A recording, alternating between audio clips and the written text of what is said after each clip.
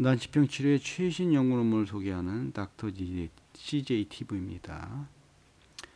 오늘은 1-3편 자폐증의 획기적인 최신 치료법 발견에서 자폐증 아이에게 기적의 치료제라고 얘기하는 부메탄아이드가 어떻게 그 사용해야 가장 안전하게 사용할 수 있을까, 거기에 대해서 말씀드리겠습니다.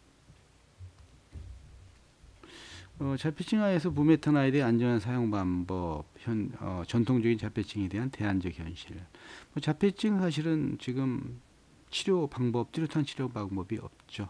그러나 지금 여기서 이제 소위 Based on Today Science 2019년 6월 10일에 나온 것인데, 부메탄아이드가 사실은 옵토라벨 드러그라는 개념이 뭐냐면은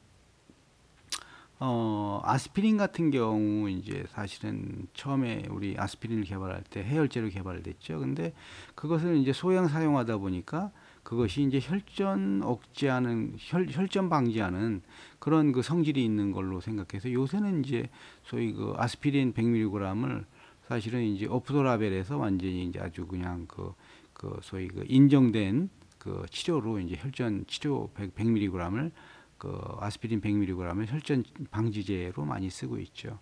뭐 또 다른 잘 알려진 옵토라벨 드라그는 이제 한마디로 비아그라 같은 게 옵토라벨 드라그였는데, 처음에 비아그라도 사실은 처음에 이제 혈압약으로 이제 만들어지다가 개발되다가 나중에 보니까 이것이 오히려 이제 다른 쪽에 효과가 있는 걸로 해가지고 사실 다른 쪽으로 쓰게 되는 그런 개념이 사실 옵토라벨 드러그라는 그런 개념이 되겠습니다. 이게 어찌됐건 이제 부메탄아이드도 이것이 이제 심장 질환이나 뭐 아니면 이제 그 혈압, 그 다음에 소위 이레마, 그러니까 이제 부위가 있을 때 사용할 수 있는 그런 약이 되겠죠. 이게 뭐 상당히 많이 치료됐고 처방이 됐고 안정성은 많이 확보가 되어 있습니다. 근데 이것을 부메탄아이드를 이제 자폐아한테 써보니까 뇌의 어떤 크로라이드를 컨트롤할 수 있는 소위 신경 안에 크로라이드를 컨트롤할 수 있는 그런 효과가 있는 것을 발견했고, 이것이 이제 자폐아 애들에게는 부메탄아이드가 옵토라벨 드러그로서 분명히 한번 써볼 만한 그런 효과 있는 그런 치료제가 아닌가, 그렇게 이제 소위 이 프랑스에서는 지금 얘기하고 있는 거죠. 수년 동안 한번 이렇게 쑥 써보니까 안전하고 별 부작용도 없고. 그래서 이제 부메탄아이드를 하여튼 적절하게 잘 관리해서 쓰면은 심한 자폐증 같은 경우에는 분명히 어떤 행동 그런 치료나 하여튼 여러 가지 그런 치료에서 분명히 도움이 되는 게 아니냐, 그렇게 얘기하고 있습니다.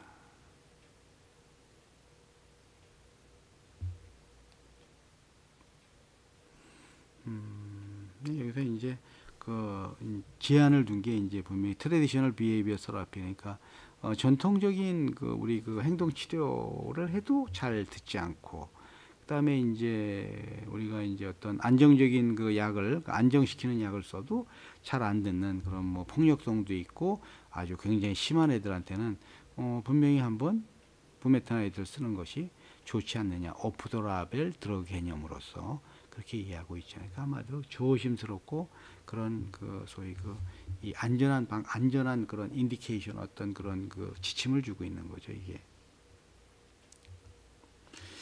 부메탄아이드 복용 전에 주의할 사항으로서는 부메탄아이드 치료는 분명히 주치의랑 같이 하는 것이 좋다고 되어 있습니다. 여러분들이 부메탄아이드를 한번 써보고 싶다면, 부메탄아이드 자체가 지금 2013년인가 그때까지 한국에서 이제 예를 들어서 혈압이나 어떤 그런 이레마, 그러니까 이제 부기를 빠지게 하는 걸로 한국에서 이게 소위 만들어지다가 아마 최근에는 안 만들어질 겁니다, 이게. 그래서 부메탄아이드는 인터넷으로 해가지고 아마 구입을 하셔야 되는 그런 약이 되겠습니다, 이게 해외에서. 분명히 이제 주의할 점은 이제 부메탄아이드가 한마디로 이제 애들이니까 성인은 그렇지 않은데 애들이니까 약간 탈수가 약간 생길 수도 있고, 그다음에 포타시움이라 그래가지고 칼륨이 좀 떨어질 수도 있는데, 그런 경우에 한마디로 이제 물을 충분히 먹이고 뭐 키위 주스나 뭐 바나나 주스나 뭐 토마토 주스 같은 거 거기 포타슘이 많으니까 그런 걸 잘 먹이면은 뭐 큰 문제 없이 넘어갈 수 있는 그런 부작용이 되겠습니다. 이거는 2018년 유럽에서 이제 2 내지 17세 사이에 그 자폐아에 대한 그 부메탄아이드 그 3상 여러 나라의 멀티내셔널 그 3상 그러니까 이제 다국적 3상이 지금 되고 있는 것으로 지금 나타나고 있죠. 어떤 자피아가 부메탄아이드 복용 시 가장 효과를 볼 수 있나, 어떤 부작용이 있나.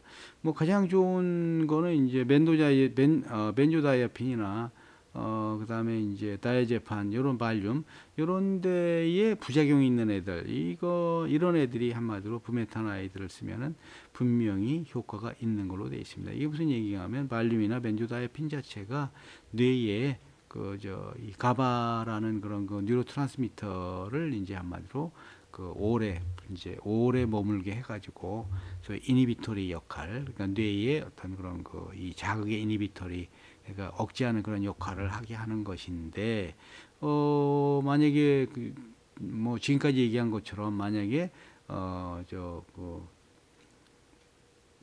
클로라이드 만약에 클로라이드의 그런 아이온의 그런 그 신경 안에 그 농도가 높으면은 오히려 이제 가바가 반대의 작용을 하니까 뭐 억제 작용이 아니라 이제 한마디로 흥분 작용으로 가니까 뭐 부작용이 생기는 거죠. 이런 애들 같으면 분명히 부메탄아이드가 효과가 분명히 좋은 걸로 돼 있고, 뭐 그렇지 않더라도 하여튼 부메탄아이드는 한번 써볼 만한 자폐아들한테 써볼 만한 그런 약이 되겠습니다. 두 번째는 이제 그 부메탄아이드 자체가 이제 설포나마이드 계통이기 때문에 설포나마이드, 뭐 박트림 같은 항생제에 부작용이 있는 애들은 써서는 안 되겠습니다. 2018년에 이제 그 3상을 하면서 만약에 이제 포함 안 된 애들은 간질환이나 신장질환이 있는 애들은 포함이 안 됐습니다. 그다음에 심전도 해가지고 만약에 조금 이상 반응이 나타나면 그 실험에 참가를 안 시켰고, 그러나 이제 에필lep시 간질이 있는 경우에는 뭐 그냥 별 문제 없이 참가를 시켰습니다. 부메탄아이드를 시작하기 전에 어떤 준비를 해야 하는가? 뭐 좀 아까 얘기한 것처럼 뭐 특별하게 뭐 시리어스한 그런 그 어떤 부작용이 있는 건 아닌데 탈수랑 그다음에 그 칼륨이 떨어지는 겁니다. 그래서 거기에 대한 대비만 하면 되겠습니다. 프랑스에서는 이제 부메탄아이드 이런 임상 시험하기 전에 피 검사로서는 감마 GCT, 그다음에 이거 간 기능이죠. 그다음에 이제 알카란 포스파타제, 그다음에 이제 뭐 당이나 요산이나 그다음에 신장 기능 이런 거를 한번 해가지고 일단은 어떤 그 평가를 이제 앞으로 쭉 해나갈 그럴 것입니다. 부메탄아이드는 어떤 용량으로 시작하는 게 좋은가? 일반적으로 이제 처음 용량은 보통 지금 3세에서 11세 사이 어린애에서 일반적으로 0.5mg을 하루 2번 주는 걸로 그렇게 처음 용량을 정했습니다. 그러나 이제 효과가 있을 것 같은데 만약에 효과가 미진하다 그러면은 부메탄의 용량을 좀 더 올릴 수가 있죠. 그러나 이제 부작용 때문에 조금 좀 주의를 해야 되고요. 부메탄아이드가 이제 그 복용을 하는 경우에 그 뇌에 이제 BBB, 브레드 브라운 베리어, 뇌 자체에 보호막이 있기 때문에 그 여러 가지 이런 약물이나 이런 게 뇌로 직접 들어오지 못하게 하는 보호막이 있는데 그게 통과가 잘 안 되는 모양이에요. 그래가지고 1% 정도만 이제 BB를 통과해가지고 부메탄아이드의 어떤 그 소위 작용, 그러니까 클로라이드, 그 신경 안에 클로라이드를 한마디로 이제 그 통제할 수 있는 작용을 가지는데 이게 워낙 조금 들어가기 때문에 용량을 조금 높일 수 있는데 그럴 경우에 그 부작용에 대한 것들을 좀 주의해야죠. 근데 부작용이 만약에 뭐 있을 수도 있으니까 하여튼 권하기는 0.5mg 2번 정도 하루 1mg을 권하고 있습니다. 부메탄을 쓰고 나서 그런 그 이제 자폐가 좋아지는 효과는 빠르면 2주 안에 나타날 수도 있다고 합니다. 뭐 조금 더 기다려야 되는 경우도 있고. 부메탄아이드 치료를 시작하면 자폐증의 어떤 면의 개선을 기대할 수 있나? 일반적으로 이제 뭐 서로 커뮤니케이션, 서로 이제 상호 교감이나 사회적인 어떤 그 능력이나 아이 컨택트, 눈을 맞춘다거나, 그다음에 이제 그 어떤 말이나 이제 그 저 이 감각 장애, 그다음에 이제 그 스테레오타입 비헤비어라 해가지고 아주 그냥 한 행동을 그냥 계속 그 행동을 하는 그런 것들이 이제 감소하고 무드나 그다음에 이제 인지지능도 좋아지는 걸로 돼 있습니다. 그래서 이제 그 부모들이 얘기할 때는 우리 애가 그 안개 속에서 있다가 빠져나온 것 같다, 이렇게 얘기하기도 한다고 합니다. 부메탄 아이들 같은 경우에 이제 특히 이제 그 아주 그 폭력성이 있는 애들 같은 경우 이런 행동 장애가 분명히 상당히 좋아지는 걸로 돼 있습니다. 부메탄아이드 사용 시에 수분 공급과 칼륨의 공급을 충분히 해줘야 한다. 부메탄아이드의 그 부작용이 이제 뭐 그 탈수랑 포타슘이니까 그냥 제일 중요한 게 이제 물을 충분히 많이 마시게 하고, 그다음에 포타슘 보충하기 위해서 이제 바나나, 키위, 뭐 드라이 프로, 그러니까 말린 과일, 그다음에 토마토 주스 이런 것들을 충분히 해주면 별 문제 없이 지나갈 수 있고, 필요하면은 이제 뭐 예를 들어서 뭐 포타슘 글루코네이트 시럽이라 해가지고 이제 치료약을 좀 줄 수도 있고, 만약에 이제 저혈당의 증상이 뭐 좀 나타난다면, 프랑스에서는 이제 그래서 이제 그 치료 전에 포타슘 레벨을 한번 체크하고, 그 다음에 일주일 후, 한 달 후, 두 달 후, 세 달 후에 체크를, 포타슘 레벨을 체크하는 것으로 되어 있습니다.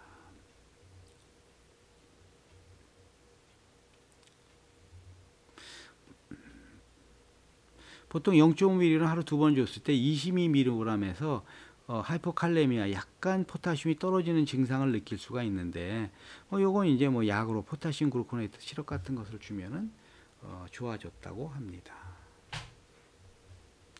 오랫동안 부메탄 아이들을 복용해도 안전하고 효과적인가? 아주 그 시비어하게 아주 그 감각장애가 있는 경우에 오랫동안 부메탄 아이들을 사용을 해봤는데 별 특별히 어떤 그런 그 부작용 없이 하여튼 굉장히 효과적이라고 나와 있습니다. 하여튼 다이어트나 포타슘 서플리먼트 이런 것들은 잘 해줘야죠. 그 음식으로 안 되면 약으로 줄 수도 있고.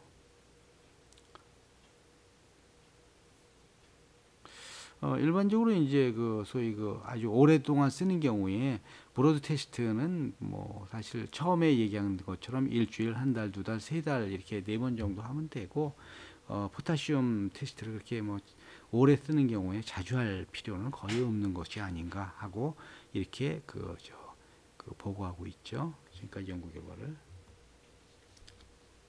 그다음에 부메탄아이드가 갑자기 효과적이지 않을 때 이게 왜 그러냐? 부메탄아이드가 사실은 복용했을 때 1%만이 그 BBB를 통과해 가지고 브로드브론 베리어를 통과해서 뇌 보호막을 통과해서 1%만이 이제 뇌신경에 도달하니까 몸에 미세한 변화, 알러지가 있거나 어떤 이제 감염에 의해서 몸에 이제 염증이 생기면은 부메탄아이드 효과가 한마디로 갑자기 없어진다고 합니다. 이런 경우에는 이제 그런 알러지나 염증이 없어지면 다시 또 그런 효과가 다시 또 나타나는 것으로 되어 있습니다. 물론 이제 효과가 없어지는 경우에는 예를 들어서 동종요법으로 하거나 다른 여러 가지 다른 방법이 있기는 합니다만 어차피 여기서는 그렇습니다.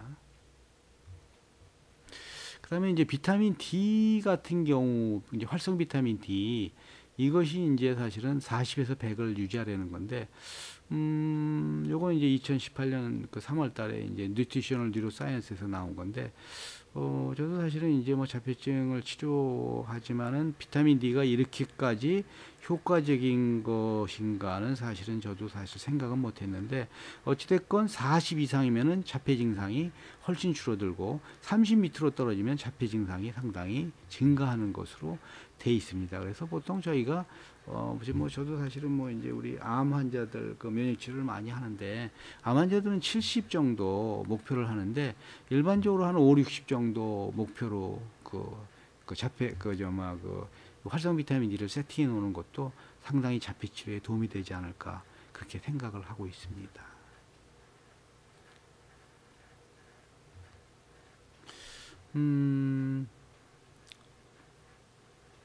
부메탄아이드가 이제 최소한 8년 동안 오프라벨로 이제 그 애들한테 이제 그 성공적으로 이제 별 부작용 없이 오랫동안 이제 사용됐는데, 그러나 이것이 사실은 뭐 자폐 같은 경우에는 뭐 빠른 진단이 되면은 한마디로 이제 부메탄아이드랑 그다음에 이제 어떤 행동 치료 뭐 그다음에 여러 가지 인지 기능 치료를 통해 가지고 거의 정상에 빨리 도달하겠지만, 이게 이제 한마디로 나이가 들수록 자폐 기능 자체의 자폐의 어떤 뇌 구조라는 게 그 신경 자체 회로나 이제 소위 그 안에 염증이 생기면서 자꾸 기능이 파괴되니까 나이가 들수록 아마 이제 자폐에 대한 어떤 완치라는 것은 쉽지는 않을 것 같습니다. 그러나 어찌 됐건 자폐 이 이제 부메탄아이드 치료가 뭐 여러 가지 하여튼 그 분명히 어떤 그 이 저 폭력성이 있다거나, 그다음에 이제 어떤 센소리 프로세싱, 그러니까 그 저 신경 프로세싱이나 뭐 과민증이나 그 인지 기능이나 뭐 사회적인 어떤 커뮤니케이션 이런 것들에 대해서 좋게 하는 그런 그 역할은 분명히 있다고 생각되기 때문에 앞으로 자폐 치료에 있어서 부메탄아이드 치료가 상당히 도움되는 것은 사실이지 않을까, 그렇게 결론을 내릴 수가 있겠습니다. 시청해 주셔서 감사합니다. 영상이 도움이 됐다면 구독과 좋아요를 눌러주세요.